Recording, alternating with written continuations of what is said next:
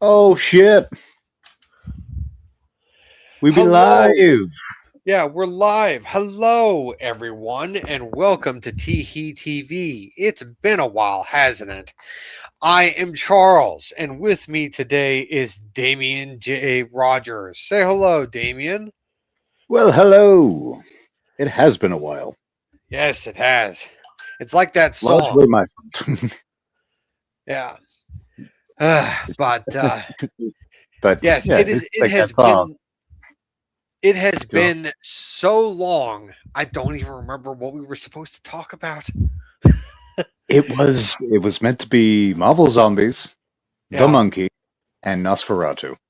Yes, but At we least two out decided. of the three of which I would have to either rewatch or look at recaps for because Yeah. my memory is spotty. Yeah, but since it's been so long since we were supposed to discuss that, we decided to go a different route and discuss shenanigans this time. I know you love it, don't you? I Always our highest rated episodes. Hey, know, you. Oh, yeah.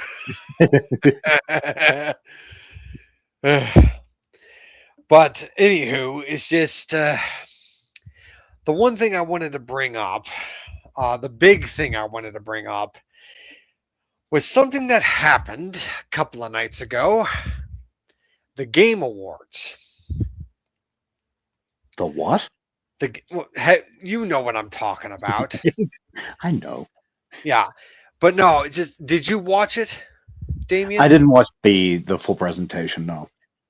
Okay. Uh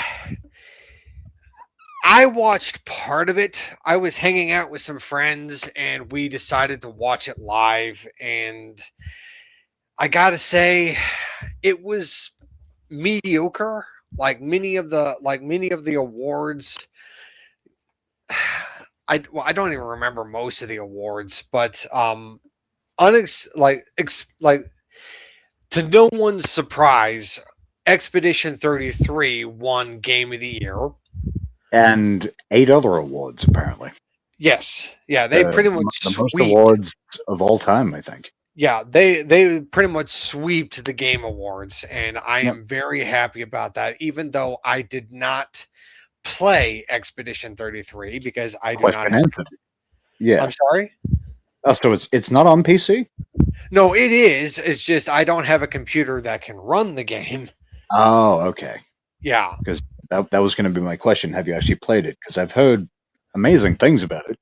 No, I'm I very I want to intrigued by play it. it. I do. I want to play the game, but I just can't. Not right now. So, what can you do? But I have heard amazing things about the game. But I don't know. Just I'm happy that it won. I don't like that people are complaining that it won. I think that is annoying. But uh, it's kind of There like is that. there is one award I saw. I think it got Best Direction over Uh, Death Stranding 2, which I I just find impossible to believe. I haven't played Death Stranding 2, but Neither have what I've I. seen and what I know of Kojima, I don't think there's really anyone better than him out there. But again, I haven't played Expedition, so I can't say for sure. I was just like, really, Kojima didn't win that one. Yeah. Well, Kojima. I mean, he wins a lot. So I mean, him not winning best direction. I mean, I'm okay with that. I mean, I love Kojima as much as the next person. Yes, I know how that sounds, but look, I have an immense amount of respect for that man and what he's contributed to the gaming industry. Even though I cannot believe I am saying this, I have never played the Metal Gear Solid games. I But have, I have, but only it's been selected entries. Like I haven't played the series all the way through.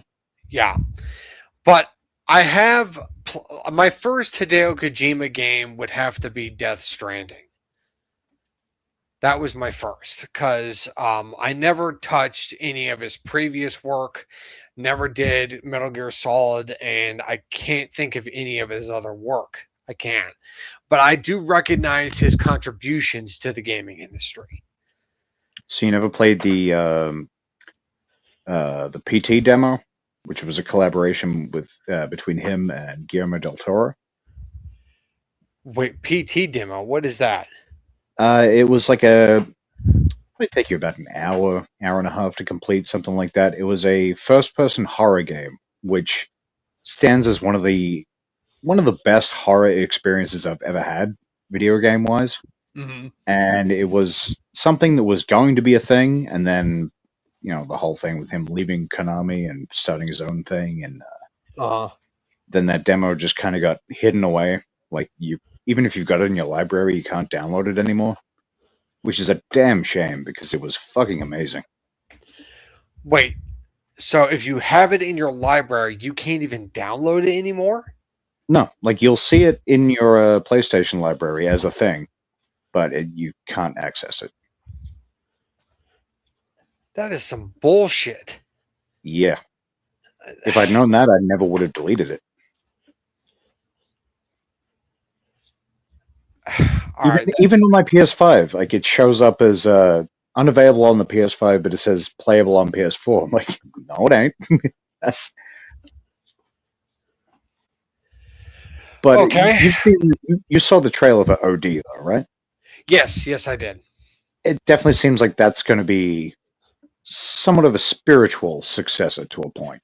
Look, I mean, He sort of horror. took lessons he learned from PT, and he's using it with that. Look, horror games are not really my cup of tea, but I am probably gonna play OD just because of that one guy. I can't remember his name, but the guy who passed away, he's gonna be Ah, in that Udo game. Kier. Wait, what did you say his name was again? I hope I'm pronouncing it right. Udo Kier. Yeah, him. He was also in Iron Sky, I think, or one of the Iron Sky sequels. He's been in many great things over the years. Yeah. But no, just I'm gonna be playing it not just because it's a Hideo Kojima game, but also because of the guy that you just mentioned, which I already forgot his name. I am terrible. Just I mean, respect him. Come on, yeah, man. I know, yeah.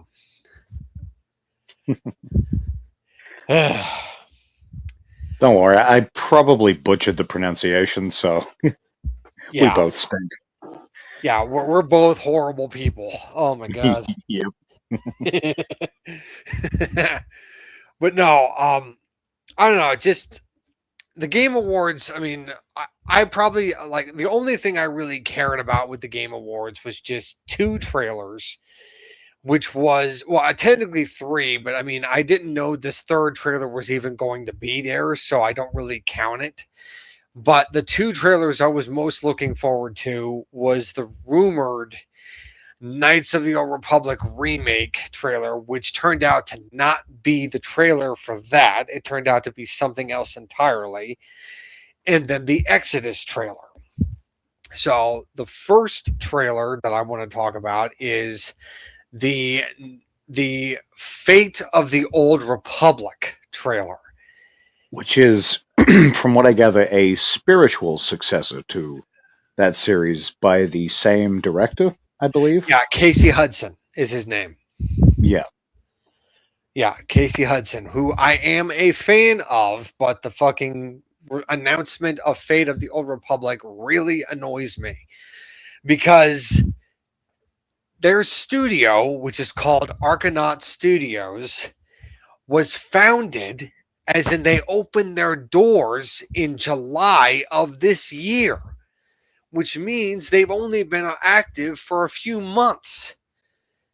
Like So, assuming they open on the 1st or so, 6 months at best. yeah, so that means this game is not going to be coming out for a minimum of 4 to 5 years. Maybe, yeah, like as I said in the chat, maybe like 2.5, 3 if you're lucky. Yeah, some developers are able to actually get shit done in a reasonable time frame, but more than likely. I'm going to be in my mid 40s by the time this game comes out. The old man Yeah, I'm on going to be death in. door. Be like, the game finally came out. Oh, Yeah, it's, oh my god, I'm going to be on my front porch with a walker, going like, I can finally play this game. Oh, my old person voice is terrible. sounded more like Tony Montana.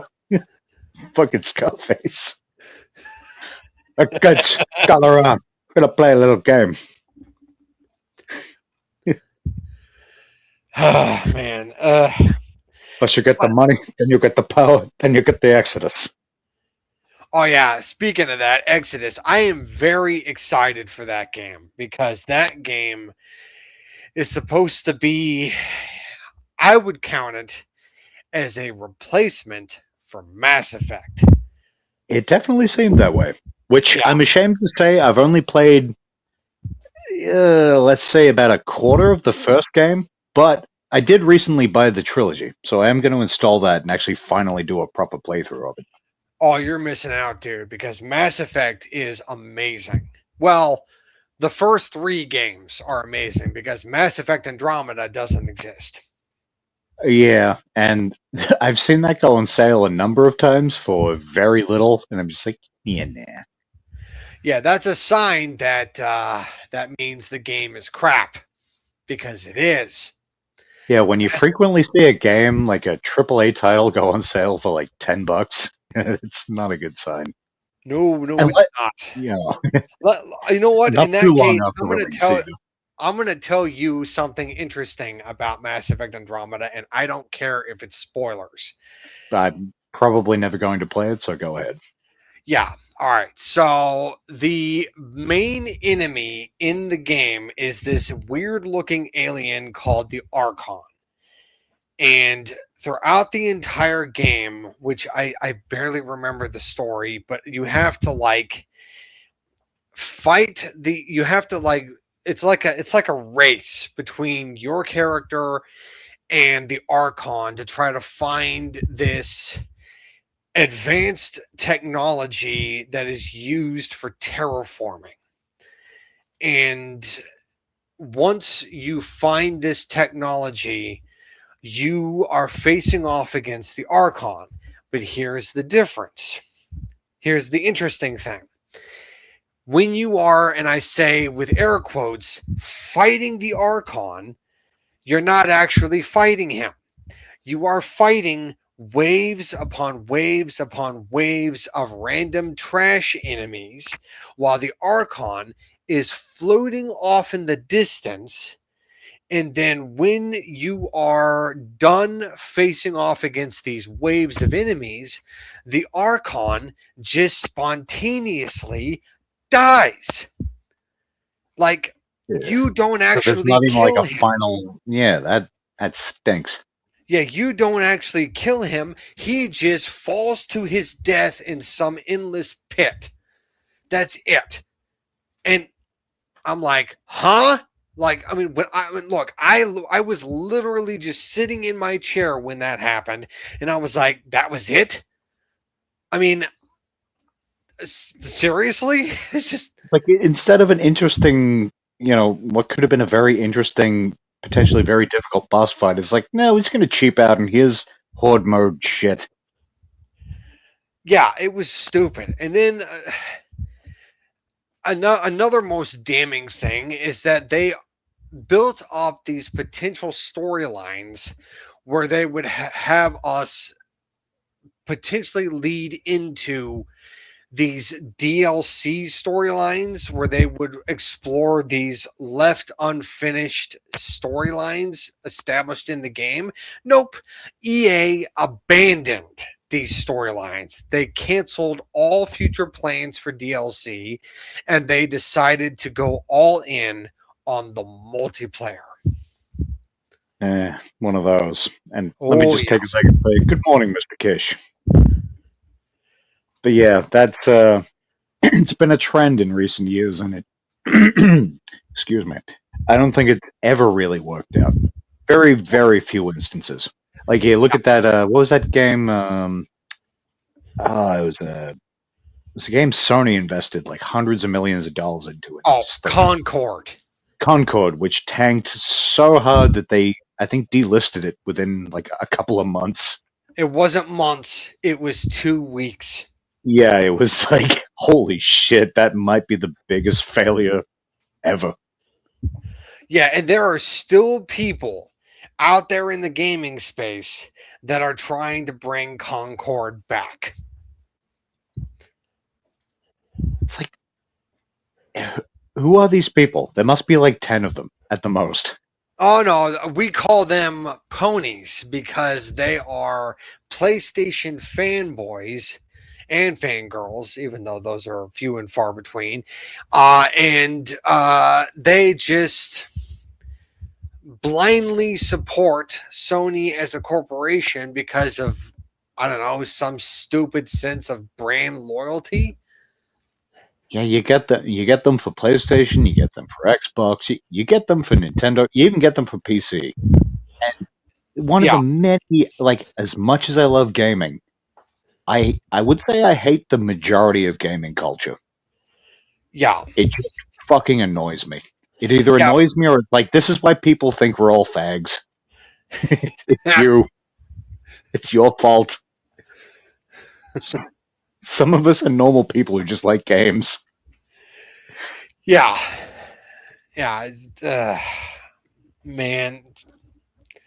You know, this is why I watch salt content on YouTube, because these are the salt content creators make fun of these fanboys, and it is hilarious content. It is very funny. So are these the same as like are these the same as or different to like your rage bait type content creators?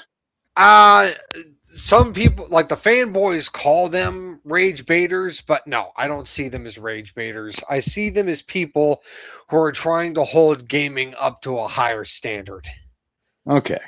Which Yeah. like I do appreciate, but a lot of that stuff pisses me off too. And not just with gaming, with everything. It's Uh, just that like hate gets clicks and a lot of them they know that. It's like uh, even if it's something good, they're still shitting on it just mm, because that's what people are drawn to for whatever reason.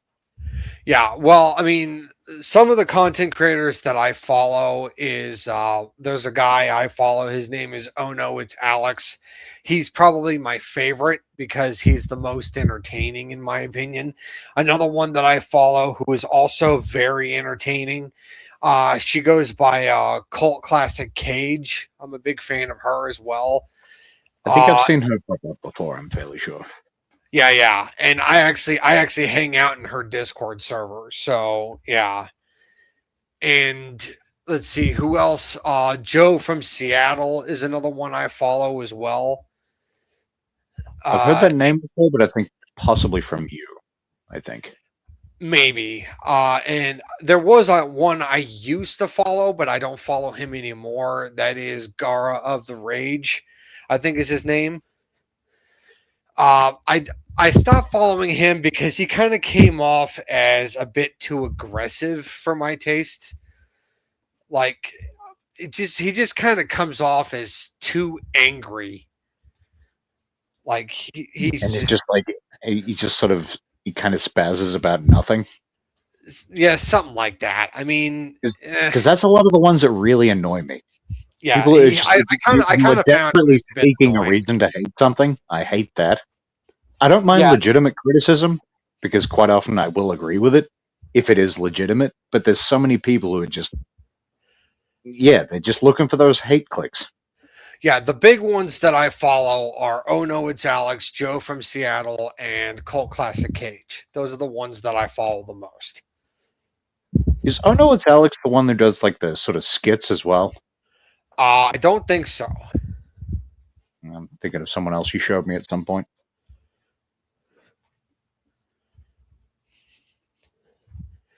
Like Yeah, he you know the doesn't name. do skits, but he does do He doesn't even really do fanboy content anymore that much either. He mostly just talks about the gaming industry as a whole. The only time he does fanboy content is usually on his Saturday night streams. Which is funny how like the gaming industry and the film industry are sort of in the same place where they've come to rely too heavy on hundred several $100 million projects that quite often fall flat because they don't understand who they're selling things to and cater to an audience that is a fraction of it. And then you get like it's the sort of indie small budget stuff that's really keeping things alive. Mm, yeah. Well, it's just in the gaming industry. I mean, hell, in the gaming community, a lot of people are expecting the industry to get hit with a crash. Like, It feels like it's been coming for a while now. yeah, and I think it's going to happen sooner rather than later. Because like Ubisoft has been in trouble for a long time now. I think they just got out by. I think they got bought out by Saudis recently. That was EA. It was EA, was it? Didn't Yeah, someone buy Ubisoft too? No, the Saudis, I don't think did anything with Ubisoft. I think what happened with Ubisoft is they got broken up into different subsidiaries That's right. Yeah, that I do are recall. partially controlled by Tencent, if I'm not mistaken. That sounds correct because I think there was like one branch that's going to focus on Assassin's Creed, and then I think one that's going to be like Far Cry and other stuff, and maybe a third one, something like that. Yeah. But no, the whole thing with the Saudis and Kushner, Trump's son-in-law, that is the whole situation with EA. And the problem with that, well, not I don't. I mean, is what it is, but a lot of people have a problem with that because they're worried that. Well, I wouldn't really say that a lot of people. I would just say that the woke crowd have a problem with it because they think that the new owners are going to shift away what they did in Dragon Age: The Veilguard. Basically, do things that might actually sell games. Yes, absolutely. I think what's going to happen with EA going forward might be good for the company. Because again, going back to something like Concord, it's like, how much of your audience do you think are obese lesbians and so on? Yeah, it's just, and then of Not saying course, they're not like, part of the audience, but as far as your primary audience, the people who are making up the majority of who's buying this shit, that's not it. yeah, it's just look, I was never much of a fan of Dragon Age, but I mean, what they did in Dragon Age: The Veilguard, man, I don't even know what the fuck they were thinking. And I find it hilarious that people are still excited for the next Mass Effect game after what they did to Dragon Age. Wait, there's actually going to be one? Yeah, it's confirmed. There's another Mass Effect game coming out. I kind of thought Andromeda had maybe killed it for at least a while. No, they're still actively developing it. Yeah, fingers crossed. Maybe they learn some things. Maybe. I have no expectations when it comes to that No. next Mass Effect game. No, because again, like the film industry, well, obviously they're listening. There's no way they don't hear the criticisms. They just don't give a fuck. Yeah, Which, when faced with continually like diminishing profits that just get worse and worse, you'd think at a certain point they'd be like, are we doing the wrong thing? But no, they just barrel forward. Just be like, no. Like that's Principal Skinner meme. No, yeah. it is the children who are out of touch. It's the children who are wrong. I can never get that fucking quote right. Yeah. It's like, am I wrong, or is it? Or no, it's the children who are wrong. Yeah. That's it. Am I out of touch? No, it's the children who are wrong. It's like, yeah, that's executives and anyone who's got any fucking decision making power. Yeah, it's just. And I'm not one of these people who's just like, like anytime there's, oh, the game's got gay characters, I'm just, "Bleh." But it's, and I'm certain we've discussed this before. It's the taking a big hammer and beating you over the head approach is where they go wrong. Yeah. No one cares if you include certain things. Well, the majority don't. But it's when you're trying to beat people over the head with something and being like, like you beat a message, you're like, obviously you're a bigot and we need to teach you about things and stuff like that. Where it's like, you're losing people. Yeah, absolutely. It's just, I mean, a good example of like something like this would be in the game Starfield. Like there was that guy. I don't really follow him all that much, but I remember hearing that he had done this. Heel versus Babyface. Are you familiar with him? Okay, yeah, I know of him, yeah. Yeah, he was playing Starfield and he came across what he considered to be a problem, which was the use of pronouns in the game. And he went on this entire rant and it became infamous on the internet, this rant that he did. And when I watched his rant, I I understood where he was coming from. The whole like overusage of pronouns in video games can be annoying, but having played Starfield myself, I didn't really think its usage of pronouns in the game was really that big of a deal. Like, it's not enough to, not enough to spark rage over. Yeah, it's just it wasn't in your face. It really wasn't. Like the biggest usage of pronouns in Starfield was in the character creator. That was it. It was in the character creator. When you create your character and you name your character, you are able to choose what your character's pronouns are. That was it. So if you make a male character, but let's say you want your male character to have the um, she, her pronouns, or they, them pronouns, or he, him pronouns, you can do that. But if you don't want to participate in that, if you're making a male character and you want to use the he, him pronouns, there you go. And you don't have to deal with it. And once you create the character and just don't mess with it beyond that, you never have to think about it again. And like, I imagine it's probably not referred to in game ever.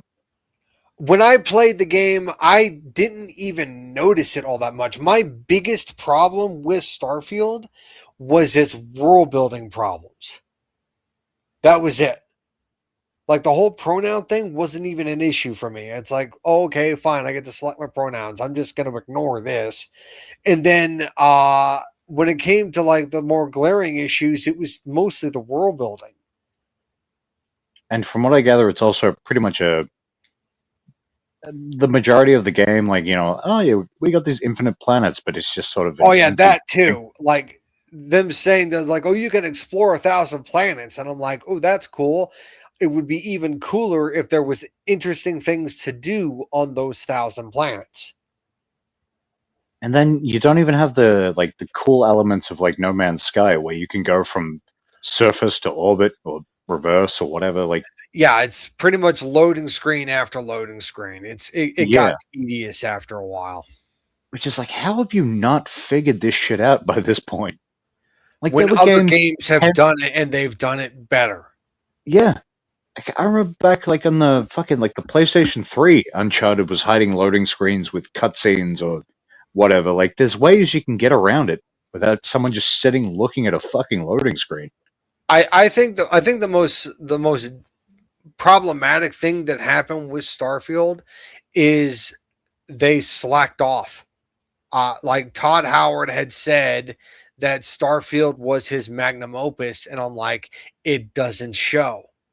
If you wanted Starfield to be your magnum opus, Toddy boy, you should have put more effort into the game. And it doesn't feel like that they did. It does not feel like that they put a lot of effort into it.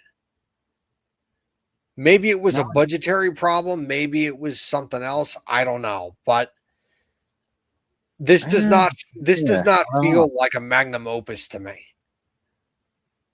No, like I haven't played it because I don't have anything I could play it on. But Uh, just everything I've seen, heard from people who have played it, it's just like, yeah. Even if I could, I don't know if I'd really care to. I'd probably like if I could get it cheap, I'd probably try it, but I don't really have any inspiration to. yeah. But I mean, I enjoy the game in certain aspects, but I just don't consider it to be the best game ever. It has problems, but it's not the worst game I've ever played.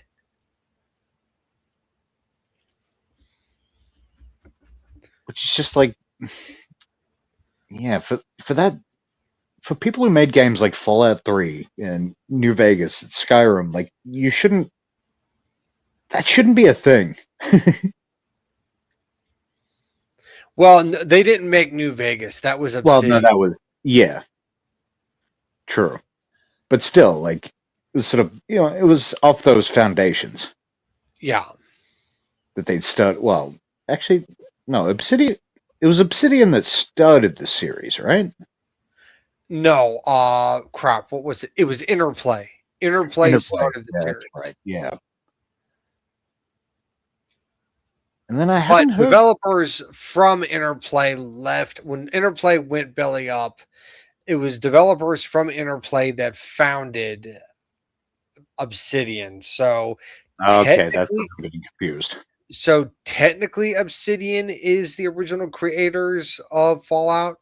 Technically, because developers from Interplay went to Obsidian, or they helped found the company. I don't know. Yeah, but you've definitely had that a few times with different things where it's like, what? Like, developers from somewhere will go to somewhere else, maybe start their own thing or become part of something else, and then the games that they make are much closer to those things that you loved before. You're like, why is Uh, that? Oh, it's because all these people are involved. mhm. Okay, so let's see. So we talked about Expanse briefly. Well, we talked about Exodus briefly. Um, let's see. But did you see that there was a video put out by, was it Owlcat Games making the Expanse game? Yeah, the I did see that, but that wasn't. They didn't reveal anything during the Game Awards. No, but they did put out a video, like I think it was about a month ago, maybe 2 months ago, where they actually revealed some gameplay from Yeah, I did the watch it, Expanse and of Cyrus Reborn, yeah, and Osiris Reborn. Yeah, it and definitely looked very promising. I did watch the gameplay video, and I like that Owlcat it has a consultant that is a astronaut Yeah, that who was cool. is A guy with what, like 50 years experience or something like that. something like that. Yeah, and he is telling them like what it would be like to fire weapons in space that you wouldn't actually hear the gun itself. You would hear the vibrations, or you would feel the vibrations. Yeah, Yeah, I think that's kind of cool. like if executed properly, this could be fucking amazing. It could be. Yeah, I'm excited for it. To be honest, I'm more excited for the Expanse game than I am Exodus. Yeah, because well, it is something new, but it's also something familiar as well. I mean, I loved the Something new in Expanse the world of TV the show. familiar. Yeah, and it's based in that. So Yep. if they execute it well, I'm gonna be very happy. Oh yeah, very excited for it. Yeah, sorry, I cut you off. What were you going to say before? No, no. I was going to say they also mentioned that the game takes place during the events of the show. Um, I think they said that it's going to take place near around like season 2 or season 3 of the show. I think it was like before the big revelations, I think. Yeah, something like that. And I'm thinking that I think they also said that the actors from the show will be making an appearance in the game. That would be cool. Yeah. I mean, there's one guy we can expect not to see, but otherwise, Oh, yeah. Yeah. Cass Anvar is who he's talking about. yeah. Yeah, he did some naughty things. Yes, he did. He needs to learn to A keep it in his real bad pants. man. Oh, my God. Ugh. Have they stated what kind of game it's meant to be? Because based on like Yes, they sort of did. they Yeah, did. yes, they did. It's going to be an RPG.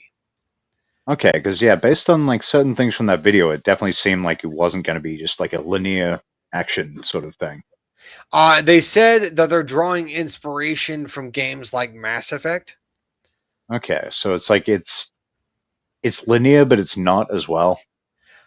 They said there's going to be sections that are going to be semi open world, but it's not going to be truly open world. Yeah, So I'm cool with that. think like Mass Effect 2, I would say.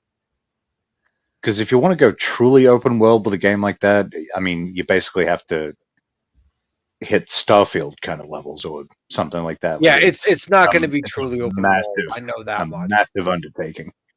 Yeah, it's not going to be truly open world. And I don't think Owlcat has the resources to make Yeah, a that's the truly thing. open world space game. Like, I was surprised that they were making a third person RPG because that's not the type of game that Owlcat is known for. I was gonna say, I was trying to remember before. Like, what did you say they've made previously? They made the Pathfinder tabletop RPG like isometric games, and Yeah. they made Rogue Trader, which was a isometric Warhammer 40K RPG. Okay.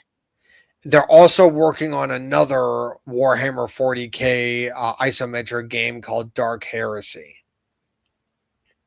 I think I saw the announcement trailer for that. Like, because there was one point when they announced like it was like 10 Warhammer games at once. Like Yeah, earlier in the year. yeah, but no, this Osiris Reborn game is going to be the first game of its type that Owlcat will be developing. The third person like RPG type game. Any other game that they've made has always been top down isometric. It'd be cool to see how it goes for them because I always love when a developer goes against type because Yeah, some like I am sure it doesn't always work out well, but sometimes it works out amazing. Like I have uh faith in Owlcat. I do. yeah, like Gorilla, Gorilla, Gorilla. The people who made the Killzone franchise, which was a first-person shooter series, then made the Horizon games, which are a third-person, like completely different games, and knocked it out of the park in both senses. That's debatable. I mean, I liked Horizon Zero Dawn. I thought it had a good story, and the gameplay was pretty good too. Forbidden West, however, the story fucking sucked. See, I enjoyed it, but I was very high at the time, so my memory See, of it is that rather probably patchy. explains it. No, no, it's just Game itself was amazing. I know that much. Forbidden West had a terrible story because they were like talking about like that whole like Zenith like arc, and then when they revealed who the Zenith were, it was basically the 1% that escaped the apocalypse of the planet to go create That's their right. own Yeah, colony on another yeah, planet, yeah.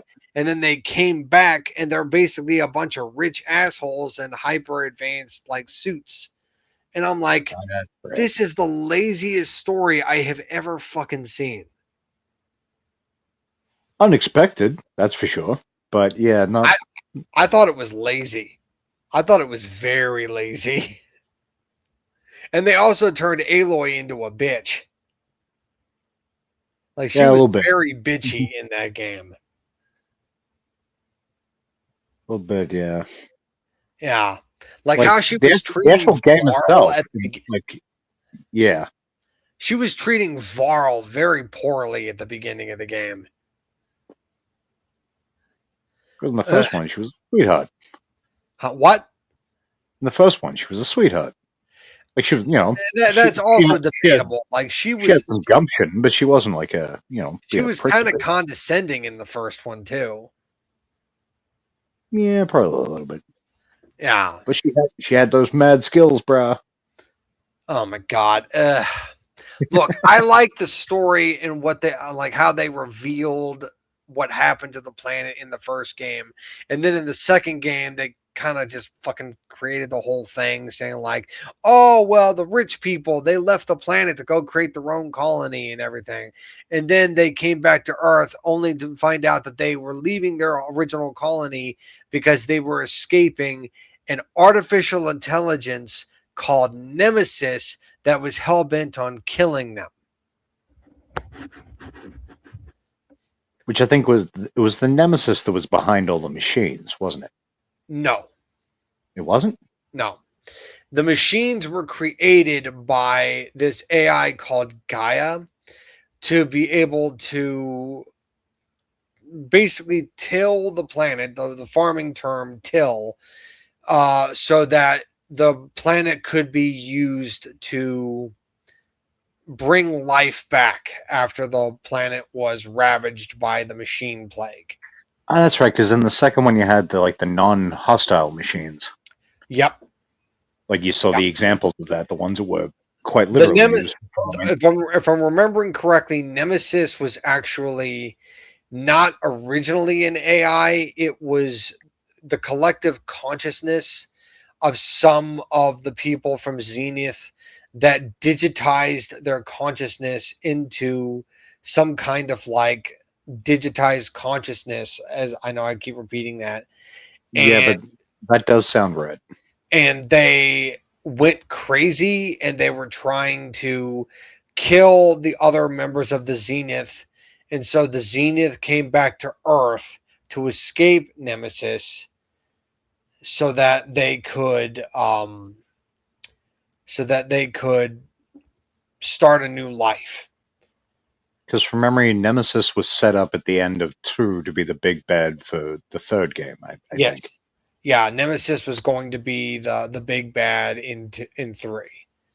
Now, I don't know if I believe 3 is going to still happen even though Lance Reddick is dead. Because I know that the character Silence was going to be a big character in Horizon 3. But since Lance Reddick has passed away, I don't know what they're going to do now. That's such a fucking shame. He was... I cannot think of a single thing he was bad in. Just one of those guys who always delivered. I also like what they did for him in Destiny. That was cool, yeah. I do recall that. Yeah. I can't remember his character's name in that. Zavala. Zavala, yes.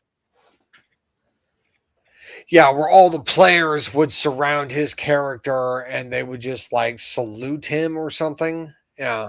Yeah. God damn, a legend gone far too soon. Yeah, and I think it's kind of morbid, but like his last movie, I think, which was the final John Wick movie, they kill him off in that movie too. Wait, in Ballerina? No, not Ballerina. That's a spin-off movie. Yeah, but that did come out later.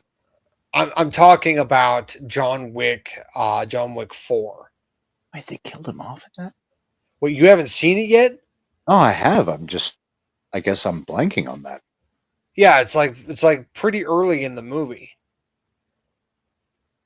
Fuck, I don't recall that. But again, my memory is just terrible. Always Yeah, has been, Winston always will be. Winston and Lance Reddick's character meets with Bill Skarsgård's character, and they like try to parlay with Bill Skarsgård's character to try to get him to stop going after John, and he kind of like scoffs at them, and then he pulls out a gun and then shoots Lance Reddick's character. And then Lance Reddick's character looks at Winston with like a look of shock on his face, and then he just collapses. And Winston just looks at Bill Skarsgård's character, and then Bill Skarsgård just tells him to get out. Fuck, I honestly do not remember that at all. Really, God that damn. was a pretty important scene, dude. Yeah, clearly. Yeah. Have you seen I Ballerina was yet? shocked by that moment because I loved Lance Reddick's character. He had been with the franchise since the beginning. Yeah. Like, as important as Ian McShane. Yeah. Completely different capacities, but yeah, I would say equally as important. Hmm. Yeah. Yeah, have you seen Ballerina? Not yet, but I want to. Yeah, I've got it sitting there. Just haven't gotten around to it yet. I'll probably watch it when it comes to streaming. Because yeah, Lance Reddick is in that, so I'm guessing it must be a prequel of some kind. Well, it takes like an in between movie or something. Wait, he's in that? Yeah, They I must believe have that. filmed it before he passed away. Yeah, I'm fairly like I could be wrong. I'll just quickly look it up, but I'm fairly sure that was his last actual film performance. Damn, that sucks. I'm gonna miss that man. Yeah, because he was only like I can't remember how old he was. I feel like he was only like barely 60 or something. Here, I'll look it up. All right, let's see. Lance Reddick. Yeah, Lance Reddick's final screen appearance. Lance Reddick was 60. He was exactly Yeah. 60 years old. Ah, damn. Damn.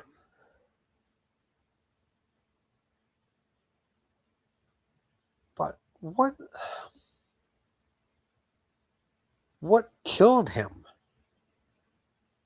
Like, let's see, at his home from what the coroner deemed It to was be, something. It was heart stuff, right? yeah, coronary artery disease. Yeah.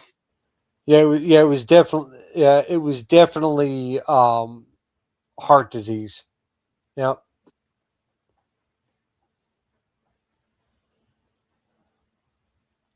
Yeah, so many great things. Like he was in Oz. He was in The Wire. He was in fucking a very. I think it was a one episode thing in Always Sunny. Like it's so many. Like Fringe, of course. Like everything he did was so damn good. I've Looks never like he's seen. getting another movie. Yeah. Yeah, Saint Sebastian.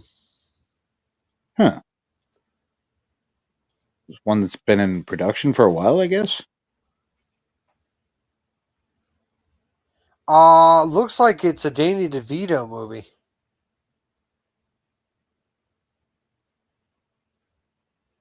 Saint Huh. Sebastian. I haven't even heard of this. Looks like it's an independent film. Okay. So maybe something that's been done for a while, just shelved for whatever reason. Yeah, I think so. Yeah, William Fichtner is also in the movie as well. Oh, nice. Does it say what it's about? Yeah, survivors in post-apocalyptic Russia after nuclear war. Huh. I'm intrigued. If it ever comes out, I'll definitely check it out. Yeah. Huh. All right. But yeah, Ballerina was definitely his most recent like major motion picture. 'Cause I almost want to say that was filmed either at the same time or before John Wick 4, but I guess they wanted to release it afterwards for whatever reason. Probably because, like, we're coming up to the, well, quote unquote, final film in the franchise, which may not be the case. It may be, may not be. We'll see.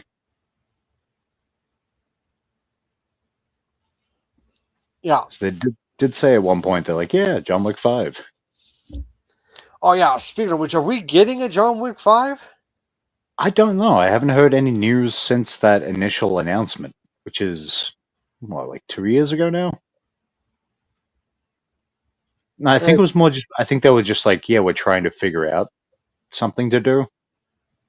Well, So maybe I am it's a looking at his IMDb page, and there is nothing there regarding John Wick 5. some. It could be just a case of like we'll let it rest a little bit, and sort of see if we can come up with something we're actually satisfied with. Yeah, Which, but because if you're gonna do something like that, I'd rather you take some time and actually come up with something that works, or just leave it be. okay, all right. Oh man, I am looking at his other work, and it looks like that John Constantine 2 is happening. It is happening. Okay, I've seen rumors of that for like the last 3 or 4 years. Yeah, Constantine 2 is happening. He is coming back to play John Constantine. And my favorite actor is going to be in the movie as well. A Peter Stormare. certain. I'm sorry? Peter Stormare Oh, yeah. back as the devil. Oh, yeah. As Lou, as in Lucifer, as in the club owner. It's just, oh, man. With his I fucking am such a white suit. fan of He had a Peter white suit, right? Stormare. Huh? He had a white suit, right, in the first one. Yeah, he had a white suit in the first one, Yeah, and he was also barefoot. he's another guy who's just he's great in everything. Yeah, Peter Stormare is awesome. I also liked him in the John Wick movie where he was like that Russian, like, chop shop owner. He's like, I think he's Icelandic, but I've He's seen him in Swedish. so many Swedish. That's He's right. Swedish. Yeah. But I've seen him in so many movies where he's just like he can just give him an accent. He can do it. It seems like. Yeah. He even did an interview once where they were asking him about the accents that he does. And I don't remember what he said, but he was like he was like saying like, can you do this accent or can you do that accent? And he was like, sure. So what on like Conan or something like that? It was like a late night talk show thing. I Yeah, don't yeah. remember who the host was, but yeah, it was something like that. I'll have to look that up. Yeah. Pretty much the only thing I don't think I've ever seen him really do is like a straight up American accent. Yeah, I've never seen him do an American accent either.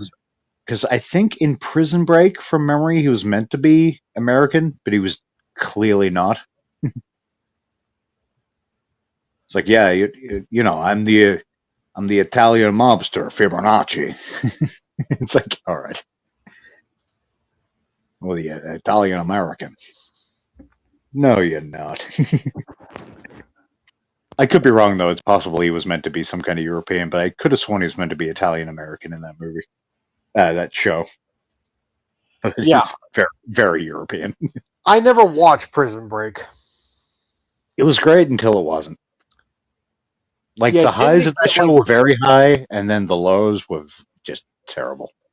didn't it get like super weird near the end of it where they basically became like professional prison breakers or something? Something like that, because the first season was in the prison. The first season was great, like Uh-huh. the titular Prison Break. The second season, they were on the run. I feel like they were going after some kind of hidden cache of gold or something. Third season, I think they were in a Mexican prison, so it kind of went back to season one. I think, from memory, I think I liked that a bit more. Season four and beyond, I couldn't really tell you much about it because it just doesn't stick in my memory. Yeah, it's kind of hard to have a show called Prison Break where they're not constantly breaking out of prison. Yeah, and like Gesundheit. Yeah, I know it's aggressive. I know. Yeah, my ears, man, my ears. But I think to end the series, they did like a it was a movie or like a like a movie length special or something. But they killed off Yeah. one of the two main guys for some reason, and I don't know. It kind of just petered out and went out with a whimper, basically. Yeah, I'm not going to check it out. Like if you watch anything, watch the first season. The first season, I like from my memory was pretty much perfect all the way through, and then things get rocky. Okay. But that first season was damn good, though. Yeah, there's a reason why so many people talked about the show when it came out. That's the thing, and you had a lot of that. It seemed like at that period of time too. Just that sort of like, what was it? Sort of mid 2000s. You had a lot of shows that came out of the gate really strong, and then just completely shit the bed going forward. Like Well, I you had mean, that, you had that, you had Lost. Like oh, don't Lost, even get me fucking started on Lost. like Lost is another one where that like the first season was fucking amazing, I and stuck then with Lost all the way till its end. And then yeah, we me get to too. the end, and they're basically like, what? In purgatory? And they're It's already all purgatory. dead? Fucking giving jazz hands. You're like, fuck you. Oh my God. I I just spent hated that. 7 years on this bullshit. Like, I got to it late, so I didn't spend as long, but still, I Yeah, watched and through it all. apparently that character Jacob that was played by Mark Pellegrino, yeah, apparently he's God, and the Yeah, man in he's black got is in, the like, devil. yeah, yeah, that was, I'd probably even give it, I would almost like, as, even though they kept introducing shit that ultimately never got resolved, I would probably give that show a good 2, 3 seasons of just being like, this is really good. And then just at a certain point, it's just like, what the fuck? Yeah, that's J.J. Abrams for you. Like you're invested enough that you're like, all right, I'm gonna stick with it. I've got hope. I I don't know. I don't know what's going on, but I'm sure it'll be revealed. And ultimately, no. Yeah, that's We'll another tie that's up another we'll tie thing up that three of the 6,000 loose ends. that's another show that I had a problem with that I finally gave up on. That's The Blacklist, where when I That's why watched I've never watched it. I always wanted to, and then I saw how many seasons it went for. I was like, oh shit. yeah, when I watched The Blacklist, like it was good for a while, but then I just finally got tired of them doing like the whole preview for next week's episode where they would say like, yeah, there's this twist here and there's this twist here and next week all will be revealed. And then when you It just get to never was. the next episode in the following week, guess what happens? Nothing gets revealed. And then when they do the preview for the following week, they'll say, this twist happens and this twist happens. And then next week, all will be revealed. And they start that fucking pattern throughout the entire show. And I got tired of it. I was like, you know So what? was it like? I can't do this anymore. So was it like just continual like story of the week episodes, or was it a No, serialized series that just never there was a resolved? there was a story of the week, but there was also an overarching story for the entire season. That was just very poorly managed. Basically, yeah. Like for the longest time, for over the course of the entire series, which I never got the resolution for, there was like, well, I wouldn't really say for the entire series, but uh there was this big hoopla about whether or not the main character, James Spader's character, was another character. I'm not going to say who because it's spoiler territory. And I don't know if you're going to watch the show, but they're like one of the other main characters. There was this big hoopla on whether or not James Spader's character was this other character's father. And I have no idea if they confirmed it or not. I don't know. I feel like it's one of those shows I will get to eventually, but I'll never actually finish. Like, I probably will watch maybe a season or two and then just, never. Because there's like 10 seasons or something, maybe more. There's 10. There's 10 So seasons. 10, so you're looking at 220 episodes, probably, roughly. There's about 20 to 20 some odd episodes a season, and there's Yeah, like 10 seasons. So yeah, about that. which that's a big investment. Yeah, you would need to put aside some time to be able to watch the show. And there's very few things I like enough to put that kind of investment in. It's one thing if they're 20-minute episodes, but when they're 45 or 45 to 50, so you're going to double the time. I gotta really like something. Yeah, and Blacklist is not that kind of a show. Like 'Cause I I love gave James up like Spader, around but the middle of the show's run.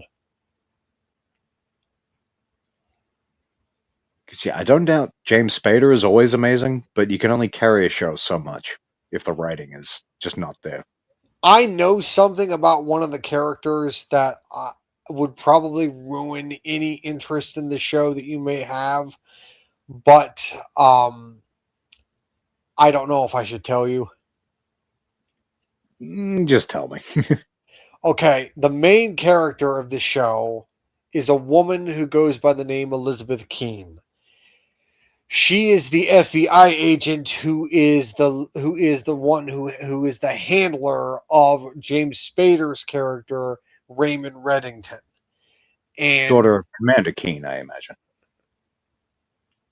I don't know. Um, It's an old game from the early 90s. yeah, I know the game. Yeah, but no, Raymond Reddington. According to the community, everybody's thinking like, is Raymond Reddington Elizabeth Keene's father? And we don't know if that's the case or not, or at least I don't know because I never went far enough in the show to figure that out. But eventually in the show's run, and I'm talking like late in the show's run, like in the more recent seasons, after all kinds of craziness happen, Elizabeth Keene gets killed. And then they just pivot to someone else? Nope. Raymond Reddington becomes the focal point of the show, and they continue to go on the show without Elizabeth Keene. Even though Right. even though they continue, even though they kind of, the only reason why Raymond Reddington is helping the FBI with his like information that he has on the blacklist is because of Elizabeth Keene. So Because when of this Elizabeth Keene is unknown, gone, seemingly unknown connection or whatever. well, it's because yeah, there is a connection, but that goes into even deeper spoilers. But with Elizabeth Keene gone, Raymond Reddington has no more reason to help the FBI. He doesn't. But he just does because he's a good guy. Yeah, he's not a good guy. He's like one of the most wanted people in the world, according to the FBI. He's a criminal mastermind. I wonder, is that a writing choice, or is that just like the actress being like, "Yeah, I'm done," or I think it's behind the because the scenes actress happened, wanted out. I think it's because Yeah. the actress wanted out. She's like, "I've done this for 9 years or whatever the fuck. I want to do something else." Yeah, even though after she left the show, her career didn't really get off the ground. That's a shame. Yeah. Actually, I'm going to go look it up. I'm going to go see what she has been doing since she left the blacklist. 'Cause you see that happen like with actors every now and then. They think they're doing a smart thing by being like, I'm going to broaden my horizons, and then it just doesn't work out. All right, the actress's name is Megan Boone, and she was in 174 episodes. She left the show in 2021. What has she been doing? All right, so she did an episode of Accused, and then she's also going to be in a movie called The Internship. That's it. Is that literally it? Wow. Yep, that's it. That's all she's done. She was in one episode of Accused, and she's doing a movie called The Internship. That's it. Things may still work out, but after coming off well, I don't know what the ratings were like for the show later on, but that was a blockbuster show at one point. Man, this Internship movie doesn't even have any major actors in it. Yeah. I don't recognize anybody in this movie. What's the general plot? Hold on. A CIA-trained assassin recruits other graduates from her secret childhood program, the Internship, to violently destroy the organization. The CIA fights back with deadly force. This looks like a terrible movie. It sounds like a terrible movie. Oh my God! Who thought this was a good idea? Like, you had me with the first few sentences, and then when it's like, they're going to destroy the organization from within. Get the fuck out of here. It's like, oh my God. Okay, she's recruiting people from the secret childhood thing that they would test it on or something. Okay, that's kind of... okay, it's just destroyed. All right, yeah. Oh my God. I'm watching the trailer right now, and it looks dumb as shit. It's basically just a bunch of fucking kids taking on hardened CIA operatives. Just kids. Just some horse shit you'd get in like the 90s or the early 2000s. Seriously? These are like late teens, 20-somethings going after hardened CIA operatives. It's like, what the fuck? We're going to weaponize the TikTok algorithm. They're never going to see us coming. Yeah. Oh my God. Yeah, I'm making sound effects. This is so bad. Oh man. You know what? Well, You know what? I think I might actually have to check out the rest of Blacklist, because maybe it improved after Elizabeth Keene got killed off. she's just doing a terrible job in this movie. Yeah. Oh my God, what the hell? Maybe things won't get better. Maybe I was being a little too optimistic before. Yeah. There is a reason why she did not have much of a career after she left the Blacklist. Is because nobody wants to give her work because she is a bad actress. I guess they passed the syndication number, so she's probably all right financially, but still, maybe you should have just taken the paycheck for those last couple seasons. Yeah. Man.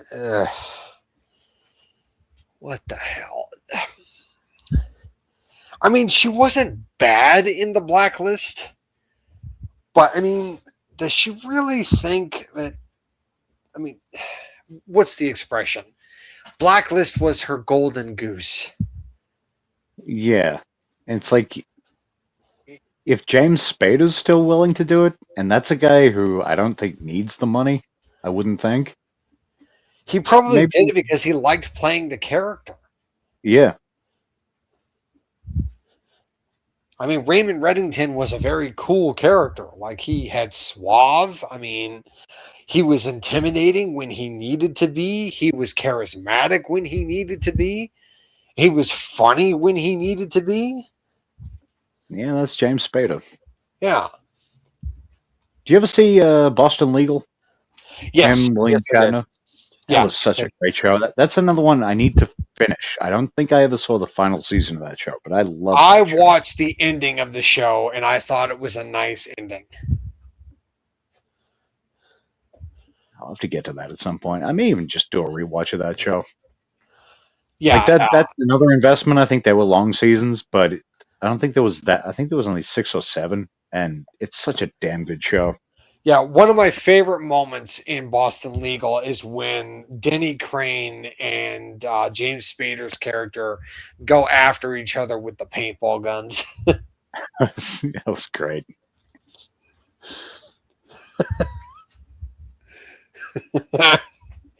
And the way they balanced drama and comedy in that show was fantastic. Yeah, it was great. Like What? sometimes Denny Crane's like what do you call it? His mad cow disease was played up for comedic effect. Other times it was just like, oh shit, I think there's actually something deeply wrong with this guy. Yeah, but no, I'd say my favorite moment with the paintballs is when the Chinese group was going to be taking over the firm, and Denny walks into the conference room and he talks to his boss, to his fellow partner, and he's like, "They're Chinese," and his partner goes, "Denny." He's like, and and they're like, "You're not getting my firm," and they start talking in Chinese, and he's like, "Whoa, whoa, whoa, war talk, bring it on!" And then he pulls out the gun and starts shooting them with paintballs, and they just start charging out of the room.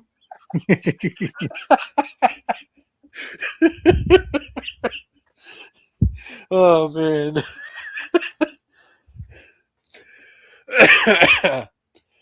uh, And then for some reason, there's one episode that really sticks in my head where he was in like a public restroom taking a shit, and I guess it was so intense that he was tapping his foot, and he was tapping his foot like slightly under the other stall, and he got arrested for solicitation.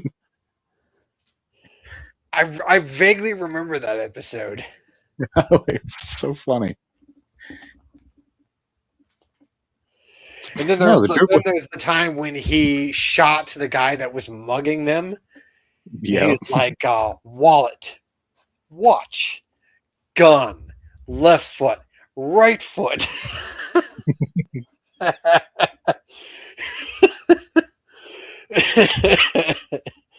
Okay, yeah, I think I definitely got to go through that again. Yeah. That was one of those shows that like it used to be played like I think it was on like somewhat prime time initially. Then they moved it real late, but it was one of those shows I Yeah. liked enough that I would always stay up real late to watch it. Yeah.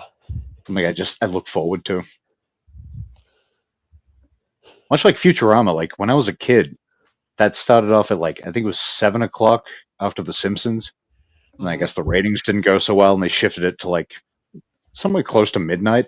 Which, mhm. as a kid, staying up that late is just like holy shit. But I had to watch Futurama. Yeah, staying up that late when I was a kid always was weird to me. Like sometimes I would tape it, like set the VCR to record it, but other times it's just like, no, I need to see my Futurama today. Fuck network TV for making me go through that. Jerks. Yeah, absolutely. A bunch of dicks is what they are. Did the same with the American version of The Office. Started off quite early and then didn't do so well. Kept playing it for years, but they shifted it so fucking late. Yeah, and I still have not watched the American version of The Office. So you've seen the UK one though? I've not seen that one either. God, what is wrong with you, sir? I mean, I just never really was interested in checking it out. Plus, it didn't really seem all that interesting to me. Oh, you gotta fix that. Maybe I'm trying to think what you should start with because the UK office is a significantly smaller investment. Why did it get canceled? No, it's just that's the way they do things over there. They either go for like 2 seasons or they go for 30 years. There's really no in between. Right. Because yeah, the UK one was 2 seasons and I'm trying to think. I think it was just 2 seasons and a Christmas special. And then years later, he did like a Ricky Gervais did David Brent on the Road, where he revisits the main character from the show, sort of 20 years later or whatever, seeing what he's up to. But yeah, the initial run you could knock out probably in one sitting, really. Actually, I think it was a two-part Christmas special, so 6, say 25 to 28-minute episodes, then 2 like 45-minute things. Whereas the American Office, you got ooh, 9 seasons of like 20-something episode seasons. Huh. Yeah, the only thing I know about The Office, at least the American version, is that everybody hates Dwight and Pam and that other guy, they eventually get married.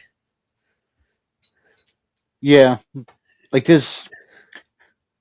I will say it's a show I didn't love when it first started, but I think that's because they were trying to, like, they pretty much were doing a copy of the of the UK Office, and it just wasn't really working. Okay.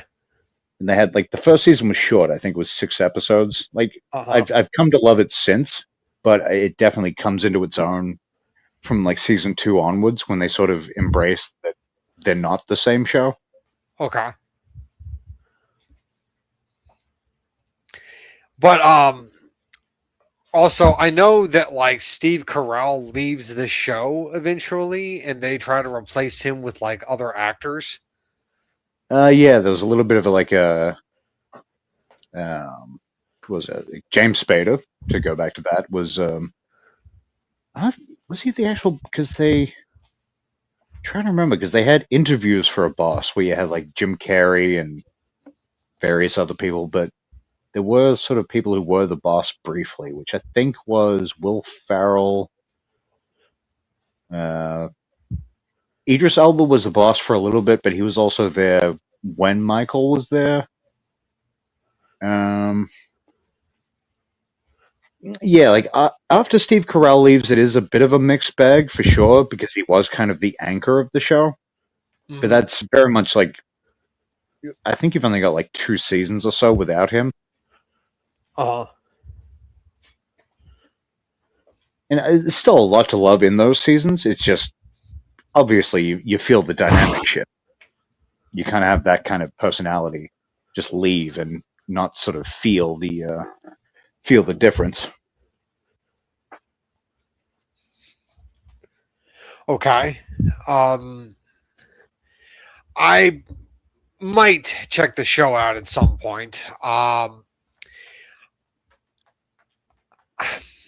But I don't know. I just I do you think it would? Well, I mean, I know it's not the same as, let's say, It's Always Sunny in Philadelphia, but I always got the impression that I would have the same reaction to its style of comedy that I get from It's Always Sunny in Philadelphia.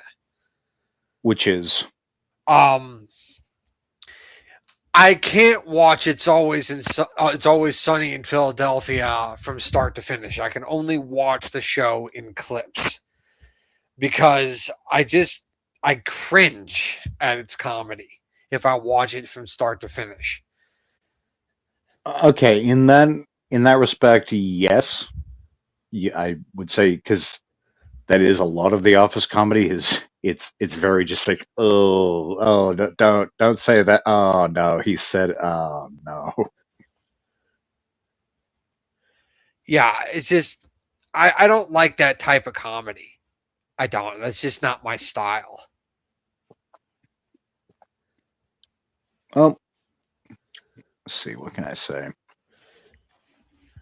I'll try the UK one. See how you go with that. But it's difficult because they are. It's the same but different. It's difficult. Mm, damn it. I don't know. I do recommend both, but at the same time, I could see you not liking either because of that reason. Mm. All right. Well, I mean, I'm sure I could find it on. I'm sure I could find it on Peacock because it's Let's an see. NBC show, right? It is, yes. Okay, so I can find it on Peacock then. I'm gonna send you a clip from the UK office, just as I guess a bit of a test. Watch this scene and sort of see what you think. You don't have to do it now, obviously, but Yeah, yeah. see what you think. Okay. Copy, copy.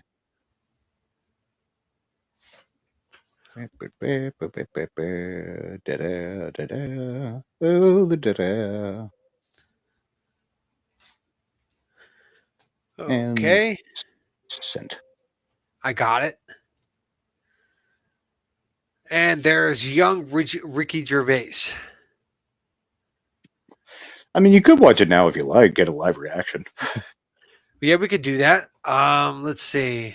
I mean, we're What not else going we to get got? like a copyright strike, are we?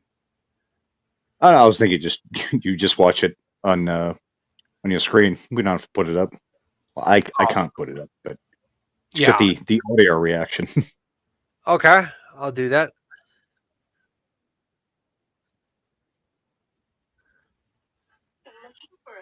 All right, let's see here. So we have. Looks like they're playing some kind of a game. There's a. Oh my god.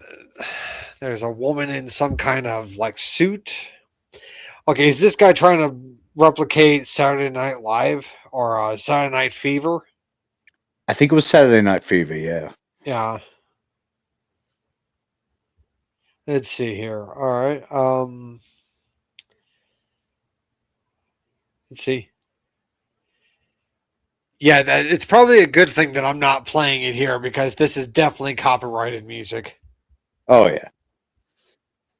Let's This is see. what was the song that's playing? I don't know the name of the song, but I know it's the Bee Gees. Yeah, Yeah. Okay. Okay. it takes a little bit because you got like this sort of initial dance thing that So builds far, up I'm to not him having any doing. problems with what I'm watching. Oh, just you wait. Oh God, or this is looking like he's getting really into it. All right, the woman is having a problem here. The woman in her flower.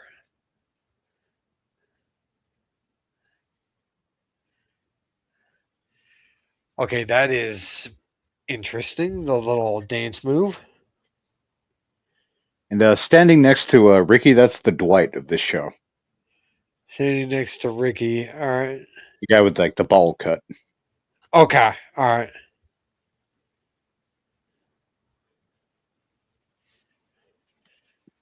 All right. All right. This. Oh, okay. The blonde guy. Yeah, All right.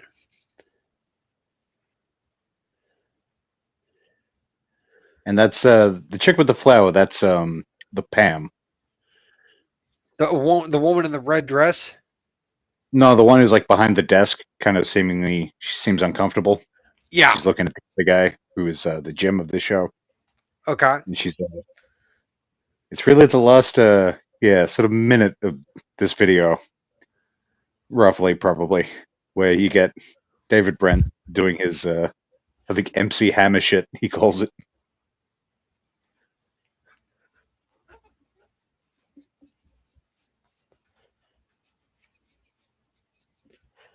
All right.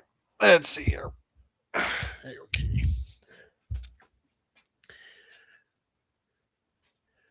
Uh, all right. So what is he saying here? All right. Oh, panel.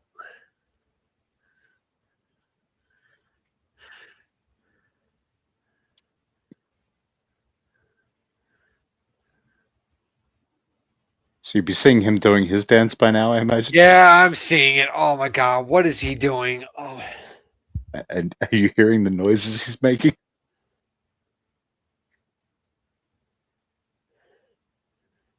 Okay, now, oh god, oh no.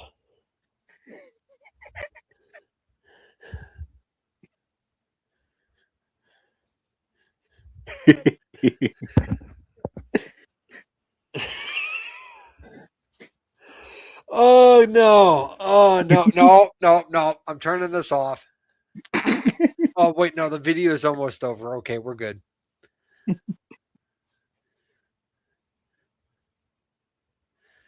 Ah, what the hell was that? The way everyone's clapping, and then the applause dies down, and you just And him it comes hear to a him going. complete stop. It's like, what the fuck? If that is what I have to look forward to from The Office, then no, thank you. Okay, so I was correct. It was a good test. Yeah. Because Oh, a lot of the show is him making an absolute dick out of himself. oh my god. That was dumb. That was really dumb, and that is the reason why I don't watch It's Always Sunny in Philadelphia from start to finish, because I can watch it in clips, but I cannot watch it from start to finish, because if I try to, then I just sit there with just with a deadpan look on my face, going like, "What the fuck am I watching?" It's just, And like as far as cringe goes, especially the UK Office, yeah. If you don't like, if cringe is too much for you, it's gonna be way too much because there are so many moments in that show that it it almost hurts to watch it. You yeah, know? clearly. Man,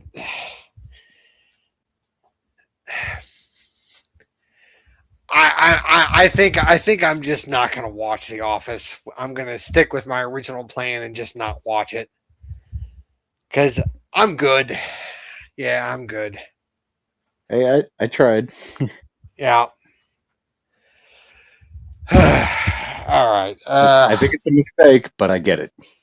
No, no. It's just like, look, I avoided It's Always Sunny in Philadelphia for years because of that same reason. But then I finally gave it a shot, and I was like, nope, can't do it. But then when I tried to watch it in clips, that was much more acceptable to try to intake so that I could tolerate the cringe, especially if the clips were out of context. Because, So um, so out of context, it somehow works better it for you. depends on the show, but yes, if Yeah. clips are out of context, I can take it a lot easier. 'Cause, yeah, Like, another amazing show that I would advise you stay away from is Curb Your Enthusiasm. Amazing show, but so much cringe.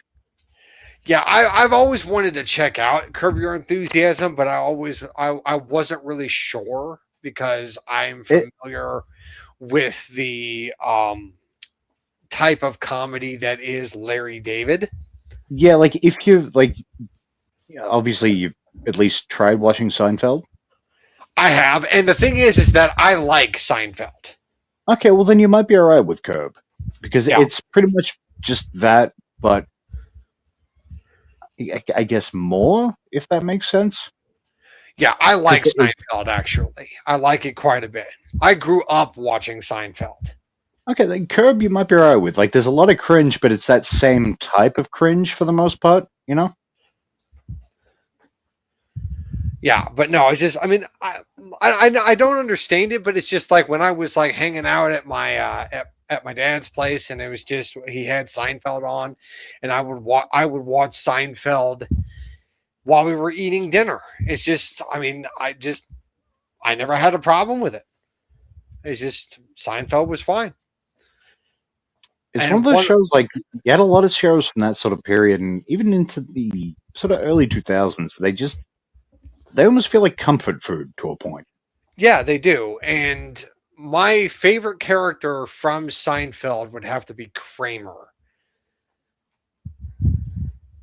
At least I think Yeah, that's his name, right?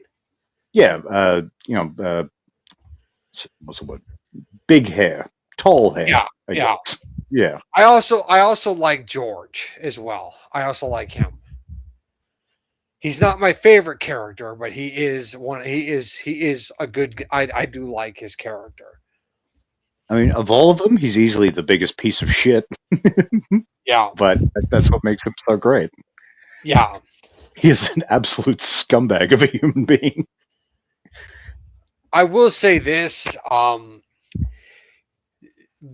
George has one of my favorite quotes in Seinfeld, and it's a quote that I remember quite extensively, and it's always stuck with me. Let's see if I can remember the exact quote itself. Let's see. Story is the foundation of all entertainment. Otherwise, it's just masturbation. It's ringing a bell. I'm just trying to picture where it's from. It's from one of the episodes. I'm trying to remember it, but Yeah, the episode I can't recall. yeah, But another one of my absolute favorite moments from the show is another George moment where he's just in his apartment, just I don't think he has his shirt off, but he's just lounging about. Someone yeah, calls him and it plays his answering machine message, and it's him singing a version of the Greatest American Hero theme. I think it's Greatest American Hero. Like, believe it or not, George isn't at home, so leave a message at the beep. yeah, So it's just this random stupid thing. It was so good.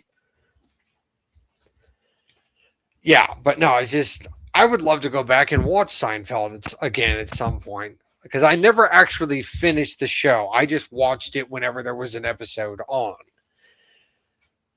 It's one of those shows I'll go back to just every few years, and I won't watch it all the way through, but maybe I'll watch a season and a half or something like just binge a bunch of them, Uh, or just pick random episodes, something like that.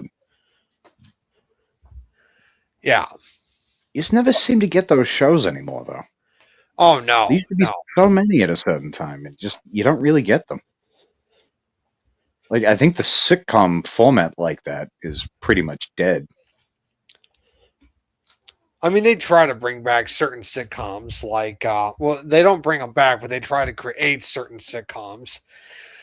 Like, the most recent one would be like iCarly. I think that qualifies as a sitcom. Yeah, what's that one with Ashton Kutcher and even this is probably going back like 10 years. Ashton Kutcher and Sam Elliott was at the Ranch, Yeah, The Ranch, that one. which I never saw, but it seemed like they were trying to sort of resurrect that format. And I don't know. I don't know if that was well received or not. I never actually saw it, but It was on Netflix. yeah. But as far as networks, as far as I know, I don't think it's really a thing anymore. That traditional was it four camera sitcom with the audience. Yeah. And then there's also Big Bang Theory. That was also a sitcom. Yeah, which is a show I found myself enjoying for a little while. And then all of a sudden, I was just like, I fucking hate this show. I really, I truly hate this. I don't I know I what happened there, but I hated it from the start because let's just say I was not a fan of Sheldon Cooper. yeah, that is like I always hated that character, but eventually I hated all characters. I don't know why. I don't know how I got through it, but it wasn't. I think it was 3 seasons. It was just sort of on. I guess maybe that's what it was. Yeah, It was on. I could sort of half pay attention. There was reference where it was like, oh, I get that reference. Just kind of nothing. But then once I sort of actually started to be like, maybe I'll actually watch this show like properly. I fucking hate all these people. yeah. I didn't like Sheldon Cooper. I didn't like Howard Wolowitz. I didn't like either one of them the most. Raj was okay. I didn't really have an issue with him all that much. And then And it became like an alcoholic perv at a certain point. who did? Raj. Raj, I don't really know what happened to him all that much. Because I'll every now and then, like, because it still gets played on, I don't know, watch it. Like, I'll go to my parents' place every now and then. It's just on. They just, they just have the TV on in the background playing whatever. And Um, it seems like his character just became like he's always just drinking like a martini or something and just perving on women, whether they be his best friend's girlfriend or whatever. He's just, yeah, just a sex pest. yeah, so, basically. And But Howard, hold on a second. however, I got a code from Stone. All oh, good. Hope hope you're doing all right. Condolences, sir.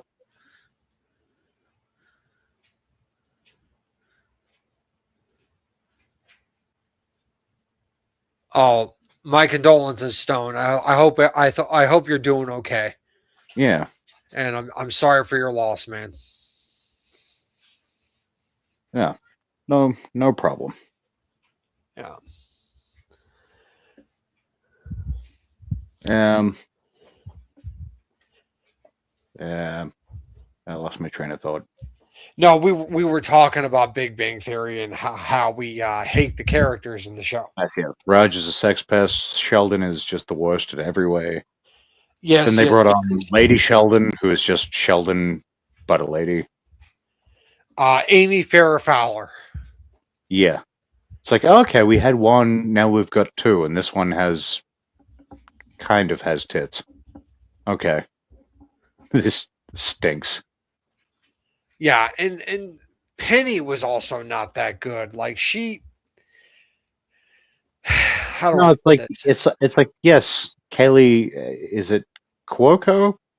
Is that how you pronounce it? Kuoko, I think is how you pronounce her last name. Kuoko. Kaylee. Kaylee Cuckoo. It's like yeah, she's hot and cute, but how far do you go with the I'm a blonde dipshit? I would say the one character in Big Bang Theory who probably had the best character development would actually be Howard Wolowitz. Yeah, at least there was some kind of journey there from what I've seen.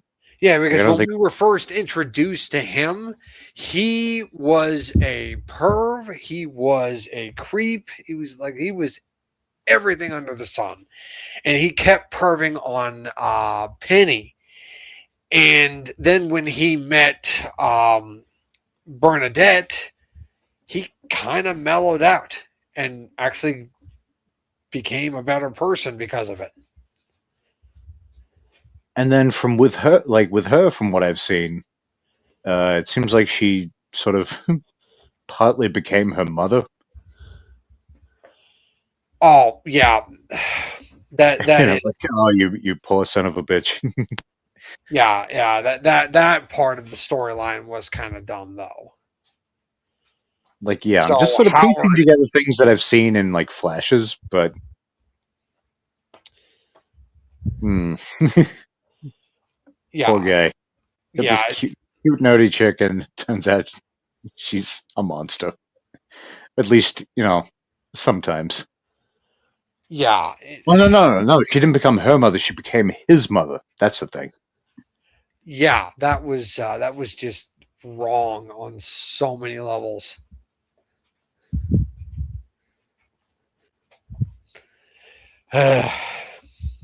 All right. And then now, yeah, I couldn't name a single traditional sitcom that's on the air. Yeah, I can't think of one either. It's not, just an old one in syndication, like an actual new one. They're all going for either the Office style mockumentary sort of format, or Like what they're doing with the paper. yeah, the paper, which is literally just a spin-off, or so one Abbott Elementary, or I think also like Saint Denis Medical or something like that. I think it's called. I don't know anything about that. But yeah, they're all like there's no like sort of audience style sitcoms. It seems like there probably is, and I'm just unaware of them. But if they are in existence, they aren't really making any waves. Yeah. All right. Well, I do have a question. Did you see the Supergirl trailer? Not yet, no. That is one thing I was going to watch before we started, and I forgot. So I figured you would have seen it. Yeah, I did watch it. I'm going to say this: we do get a very brief glimpse of Lobo Ooh, for like actually, half I for actually like forgot half he a was being second. introduced in that movie No, until he just now. is. He is getting introduced in the movie. And just based on the glimpse, is it just like, yeah, that looks like it looks It's like what more we of a want at least. silhouette, to be honest. It's more of a Okay, silhouette. so we Yeah, didn't get a full reveal. yeah. Like you can clearly tell that it's him, but you don't get a clear look at him. Okay, My biggest complaint on the trailer is that it's basically another Guardians of the Galaxy movie. That's the feel that I got from it. yeah, it's definitely his wheelhouse. Yeah, even though James Gunn is not directing the movie. No, I guess just being probably just very heavily involved. I guess. Or maybe there's a certain outline that's given to people being involved with these things. I Although guess. he did he write it? No, he did not. Okay, yeah, it's either a certain directive or the person sort of I guess knows the assignment, quote unquote. Which I would say, based on what we saw of Supergirl in the Superman movie, a Guardians vibe probably would make more sense in this than it did in Superman, which had that too. Um, I guess I'm not sure. I never read the Supergirl comics. Yeah, no, I'm just going based on that little bit of Supergirl we saw at the end of Superman, where it's like she's been on a bender for the entire movie.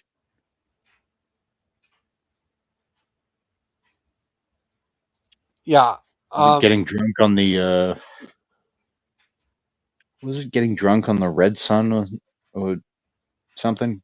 Getting yeah, drunk yeah, on yeah. That's basically it. Like, she goes to planets where there's a red sun so that she can get drunk. And I also found out that the director of this movie is the same guy that directed that movie called Dumb Money. another title. I'm struggling to picture it. What was that Yeah, one? Dumb Money is the movie that covered that whole like thing that was going on the internet years ago where people were buying up GameStop stock. Oh yeah, like Yeah, quite recent history, right? Like the last 3 4 years that yeah, happened. something like that. Yeah. And I watched Dumb Money and that was a great movie. I loved it. More of a, I would guess, more of a comedy.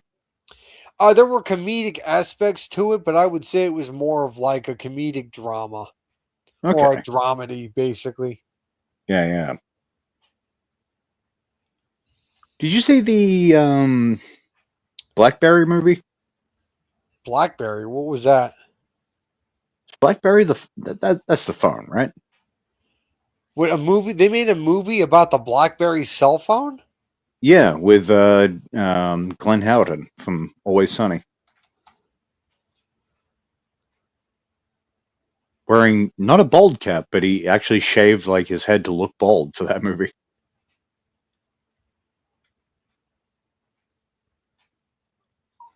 I'm looking at it right now. What the hell? He actually shaved his head. Yeah, that was a good movie. I recommend it.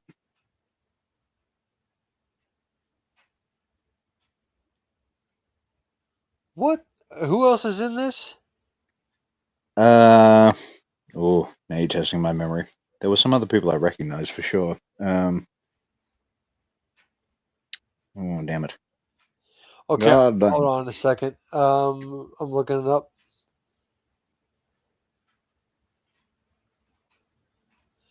Oh, okay. That's not who I expected. Matt Johnson. Okay, that's who I'm thinking of. Matt Johnson. Let's see. Matt Johnson. All right. Let's see. Who is this guy? Ah, Blackberry. Jay, and I don't know how to pronounce his name, never have been sure. Yeah, Jay I know who he is. Baruchel. He was in that movie Fanboys that I'm such a fan of. He was in that. He was in fucking, This is the end. yeah, bunch of great stuff. Good at playing that sort of awkward guy. Yep. I loved him in This Is the End. That was a great movie. I gave that a rewatch probably 2, 3 years ago. It still holds up. Yeah. I thought Emma Watson was funny in that movie too. And Michael Cera just being an absolute just fucking problem. Yeah. Yeah, just I Going around mean like he's like sipping he's juice like boxes to get standing his on dick sucked or something like that. he's like standing on the sidewalk and it's like, whoa, whoa, whoa, hold up, listen up, listen up, listen up. I need everyone's attention. It's like, who stole my fucking cell phone, man? And then when he gets impaled by the street light, and then his phone rings, and he's like, "Oh, this is so embarrassing."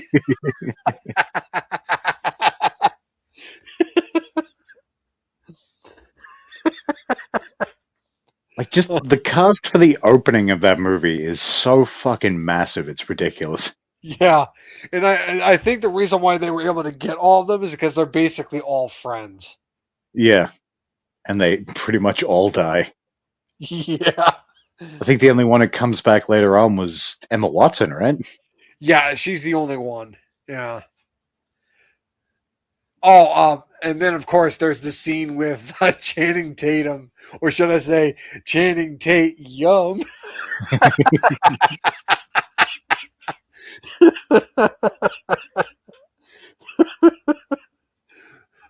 Do you know the story behind that?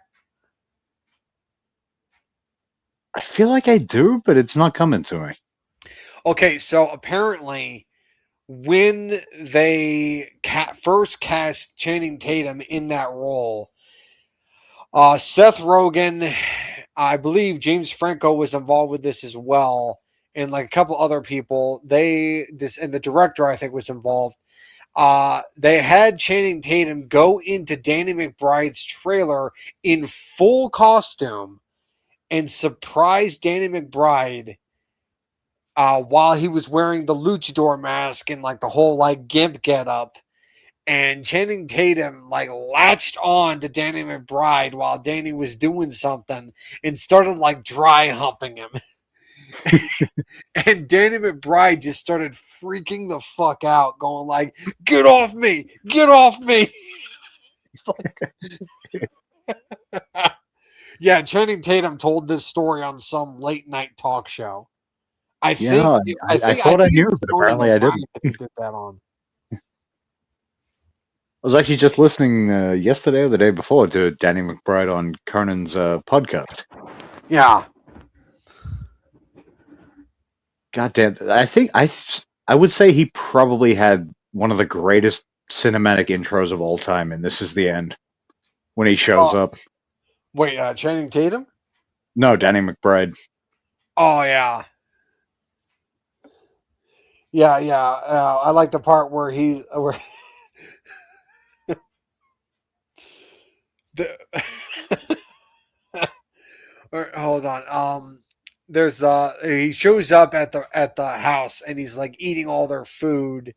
Yeah. And then he makes all the comments and it's like, oh, so you're telling me James Gunn didn't suck any dick last night? Yeah, that's real. Yeah.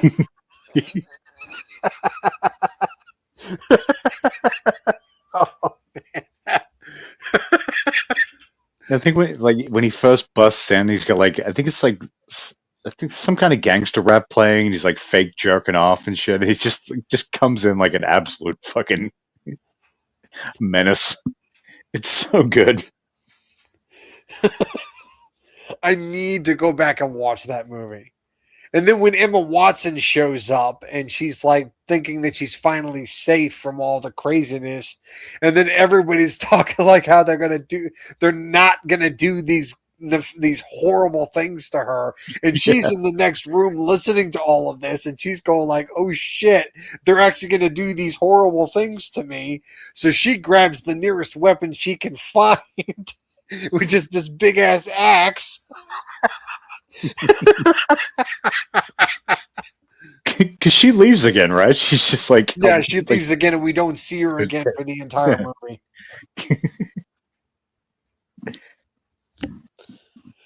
Yeah, it fucking sucks that she retired from acting. Yeah, I saw something about that recently. I wasn't sure if it was true, but I was like, yeah, I haven't seen her name pop up, so I guess it must be true. Yeah, the last like major movie that she did was Little Women, a remake of Little Women. Which that was probably close to a decade ago or so, wasn't it? Maybe more Yeah, even. yeah. She has completely retired from acting. What was her reasoning? Do you know? I think it was because she didn't really like what Hollywood does to people. She Oh, just it was like, wasn't it something about the press tours or something like that? something like that. Yeah, she just didn't like the pressure that Hollywood puts on people, and she Yeah, just and like wanted to the whole focus on selling a living a product peaceful thing. life. Yeah, yeah, that does sound familiar. And to be Which is honest, like, I'm like, more power to her. She yeah, probably has more than enough money to live comfortably for the rest of her life. I mean, you would hope she's still making money from those Harry Potter movies. You would hope like Probably. there was some kind of good deal in place there. Yeah, Because probably. a lot of times people get screwed with that kind of thing, but I think that probably came at about the right time where they would have had good deals in place. Uh, but no, she's probably fine, and she's going to be able to live comfortably for the rest of her life. Yeah. And yeah, I say more power to her. That's the life that she wants to live. If she wants to live a quiet, peaceful life, then more power to her. Good for her.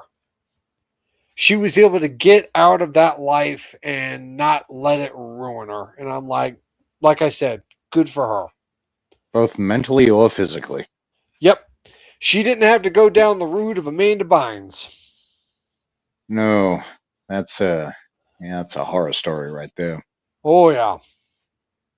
But yeah, I feel like there's quite a lot we don't know about that era of stuff that may never come out, but you can see the results. Oh yeah. And Amanda Bynes, before she went nuts, she even said that she was like, "Oh, I'm one of the stable child actors. It's not going to happen to me." And then a year later, she went completely bonkers. Yeah, she all of a sudden she's like bald and face tattoos and Face piercings. She that pierced her face. she had face tattoos as well, right? I don't think so. Okay. But Either she way, had like those cheek piercings in like her cheeks. She had those. yeah. It's just yeah, like all of a sudden, like you haven't heard from her in a while, then all of a sudden, just looking real rough. Yeah. Damn shame too, because she had a bright future ahead of her, and now that's gone. Yeah, she was in like 'cause I'm trying to think of like she was the co-star of that. What was that spy movie with Frankie Muniz? Do you remember that one? I can picture it, but I can't remember the name of it.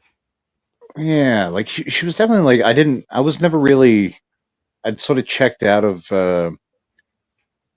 stuff by the time like the I never really was part of the live action era of like Nickelodeon and stuff. I was mostly like, cartoons from when I was a kid, but I remember seeing various things from my sister being the right age to watch a lot of that stuff. But I definitely remember her in yeah that movie and at least a couple other fairly high profile sort of not even kids more like young adult movies I guess from that time period. And yeah, you figured, oh, this chick's going places. And then, no, just kind of fizzled out. Oh, the movie that she did with Frankie Muniz was Big Fat Liar. Oh, she was in that one. Okay. I was thinking of, who was in that one there? Was Agent Cody Banks? Was that the name of that movie? So I think there was like two of them. I remember Big Fat Liar because that had what's his name from Billions and so on. Fuck, god damn it, it's right there. I hate that so much when you got something. It's just right there. Um, Paul Giamatti, and like they put dye into his pool or something, and he came out all blue. That is Big Fat Liar. Yeah, Agent Cody Banks. Who was the? Okay, it was Hilary Duff in Agent Cody Banks back in 2004.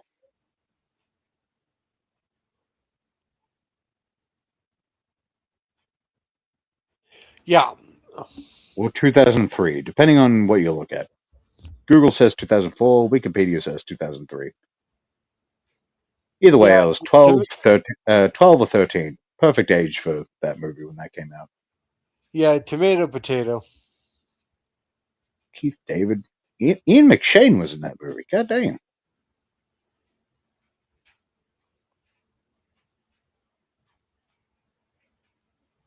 What the hell? She was in Easy A? I remember seeing the cover of that movie. Like in the video shop that we had when I was a young boy, you used to go in and there'd be all these VHS and DVDs on the shelf. Yeah, Not just this Easy A was internet that that kids Emma have today. Stone movie. It was what? It was the Emma Stone movie. Oh,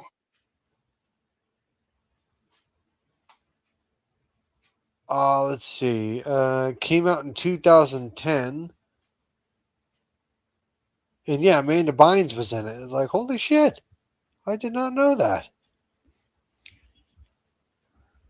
so that would have been probably one of her last like sort of big things, right? Because I feel like that movie was fairly popular. I think. Yeah, it was one of Emma Stone's more popular movies.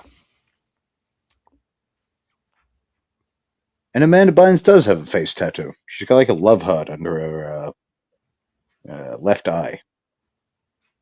Huh. I did not know that.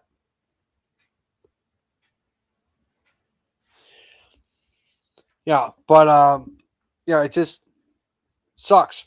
It just sucks what happened to Really does. her. All right, so you want to end things at the 2 hour mark? Yeah, I think we've had a pretty good run. Okay. All right, Okay. so let's sit here in silence for 3 minutes. No, no, I'm kidding. It's only 2 minutes and 2 seconds. Yeah. And starting now.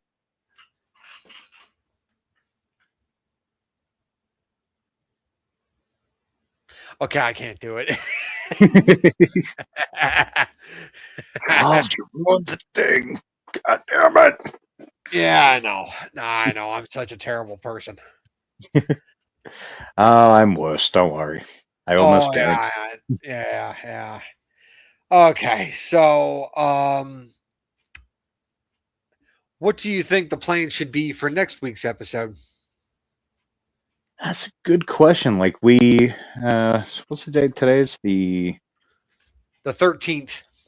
well, it's the 14th by my time, but yeah, 13th. But by next week, it'll be the 20. Okay, so we'll have one episode of Fallout next week, Oh, unless so they they're do a not doing double. the entire season?